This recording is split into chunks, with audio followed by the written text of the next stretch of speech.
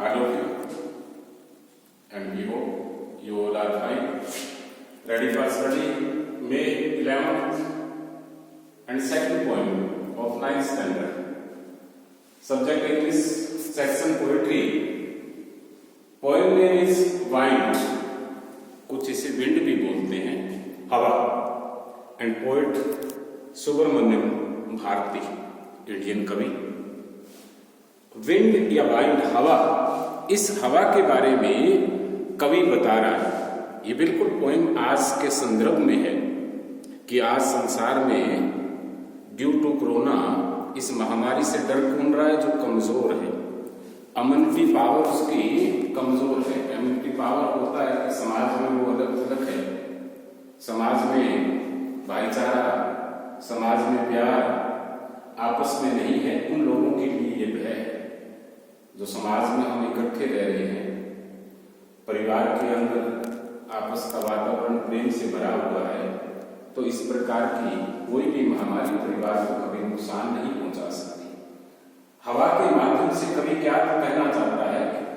Late us start to read the stanzas and translate into English. Wind comes softly. Softly adverb है कि हवा softly होता है slowly. आप आहिस्ता आहिस्ता आओ.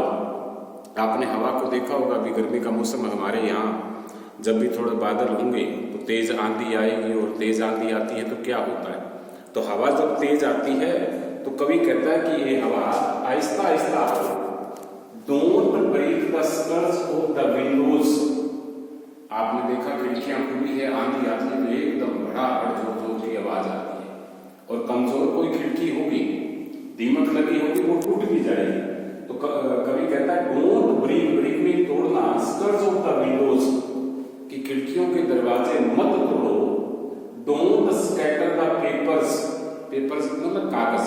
यदि कागज मेज पे पड़े, तेज हवा आई तो बस पूरे आपको बिखरेंगे. तो कवि फिर कहता है स्कैटर में बिखेरना, कि कागजों को मत बिखेरो. Don't throw down the books on the shelf. Shelf जैसे अलमारी होती है, या कोई सेल्फ में किताबें आपकी रखी हुई है, दरवाजा खुला, तेज आवाज आएगी तो वो बुक्स क्या होगी? नीचे गिर जाएगी. There look what you did. You, कवि हवा को संबोधित कर रहा है, कल्पना कर रहा है कि देखो तुमने क्या कर दिया. यू थ्रू आप देम ऑल डाउन. तुमने सब चीजों को नीचे डाल दिया. सब चीज कौन सी? जो बुक्स की थी. You tore the pages of the books. तेज आंधी से आपकी बुक्स है, किताबें हैं, उनके पेज भी फट जाते हैं.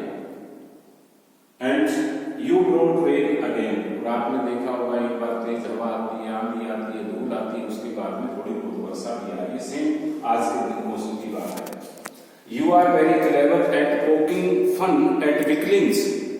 कवि कहता है कि तुम बहुत तेज तर्रार हो. क्लेवर में चालाक हो. एट पोकिंग, पोकिंग होता है मजाक उड़ाना, विकलिंग होता है कमजोर. तो हवा जो कमजोर हैं, जो हल्के हैं, उनका मजाक उड़ाती है. मीन बीमारी में जो अकेला है, भयभीत है, डर गया है, तो उसको नेचुरल है कि कोरोना तंग करेगा, नींद नहीं आएगा, बेचैन हो जाएगा. जो मस्ती में रहेगा, खाएगा पिएगा, उसकी बीमारी क्या करेगी? Frame concrete houses. कमजोर जो घर होते हैं, आपने देखा होगा तेज आंधी और बरसात आएगी, कमजोर जो घर होते हैं, कच्चे होते हैं, वो गिर जाते हैं. क्रैम्बलिंग डोर्स. दरवाजे मजबूत नहीं है, कमजोर दरवाजे हैं, उनको भी कमजोर कर देती है. क्रैम्बलिंग रेक्टर्स. रेक्टर्स कड़ियां होती है. आपने देखा किसी मकान के अंदर कड़ियां लगी है, मकान खुला है, कमजोर है, उसमें कोई रहता नहीं है, तो छत को भी ये फाड़ देती है. क्रैम्बलिंग वुड. आपने देखा होगा पेड़ पौधे जंगल में जो आंधी आती है, सड़क के किनारे देखा होगा, खेत में होगा, जो कमजोर पौधा होता है उसको तोड़ देती है. क्रैम्बलिंग बॉडीज.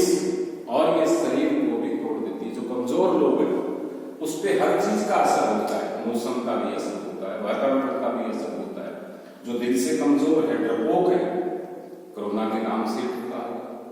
और आदमी का मजबूत शरीर है, मजबूत इम्यूनिटी पावर है, तो उसका कुछ नहीं करेगा. Crumbling leaves. और कमजोर लोगों की ये जान भी दे देती है. कौन? तेज हवा, आंधी, आंधी को एक एग्जाम्पल के तौर पे रख सकते हैं।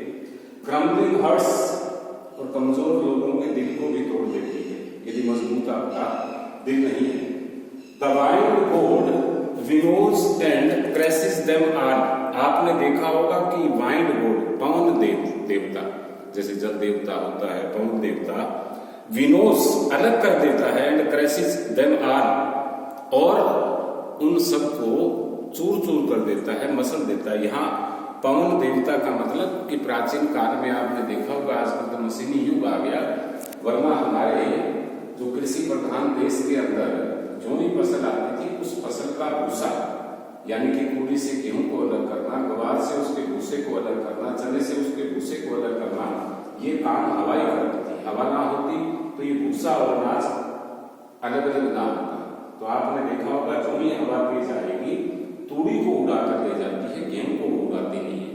तो कहने का तात्पर्य poet wants to say that those people who are weak in mind, कि जो लोग दिमाग से कमजोर हैं, डरपोक हैं, भयभीत हैं, उन लोगों पर हर एक प्रकार की बीमारी का दबाव होता है।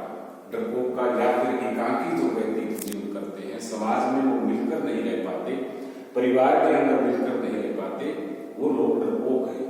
इसलिए अपने दिमाग को मजबूत बनाएं, अपने शरीर को मजबूत बनाएं, तो किसी प्रकार की बीमारी आपका कुछ नहीं बिगाड़ सकती। And now questions of the stanzas. Name of the poem and poet, आपने आंसर स्वयं देना है।